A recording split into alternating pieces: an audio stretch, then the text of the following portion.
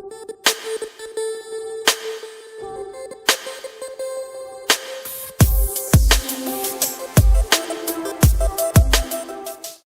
guys! Kumusta?